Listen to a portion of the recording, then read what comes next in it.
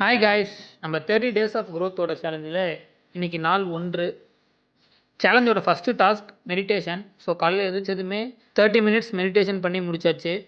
நம்ம வீட்டில் பிளான்ஸ் கொஞ்சம் புதுசாக நிறைய ஆட் பண்ணியிருக்கோம். ஸோ அதனால் காலையில் எழுந்திரிச்சதுமே வேலையாக அவங்க எல்லாருக்கும் தண்ணி விடுற வேலை தான்.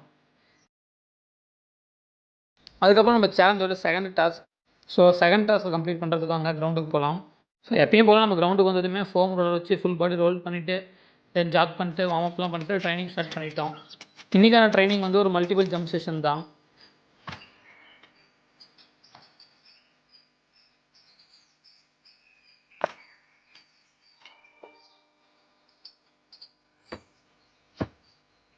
அதுக்கப்புறம் அப்படியே ட்ரைனிங் முடிச்ச கையில் நேராக வீட்டுக்கு வந்துட்டு முட்டை, பால், அப்புறம் ஒரு பிரெட் சாண்ட்விச் எல்லாம் பக்காவாக ரெடி பண்ண ஸ்டார்ட் பண்ணிட்டேன் பிரேக்ஃபாஸ்ட்டுக்கு.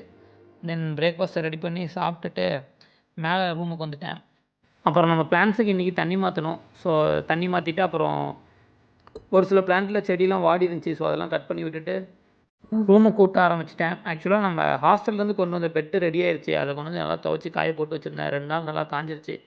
ஸோ பெட்டை சேஞ்ச் பண்ண வேண்டியது தான்.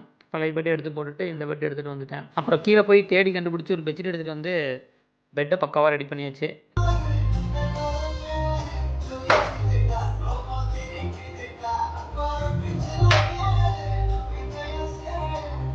அப்புறம் நம்ம ரூமை தான் இன்றைக்கி ஃபுல்லாகவே ரெடி பண்ணிகிட்டு இருந்தேன். நம்ம ஹாஸ்டல்லேருந்து கொண்டு வந்த பொருள் எல்லாத்தையும் எடுத்து வச்சு இந்த ஒர்க்கை பண்ணி முடிக்கவே மதியம் ஆயிடுச்சு. அப்புறம் தூங்கிட்டேன். எந்திரிச்சு பார்த்தா ஈவினிங் ஆகிடுச்சு, ஒரு 5 o'clock கிட்ட. சரி போயிட்டு குளிச்சுட்டு வரலான்னு சொல்லி குளிச்சுட்டு வந்துட்டேன்.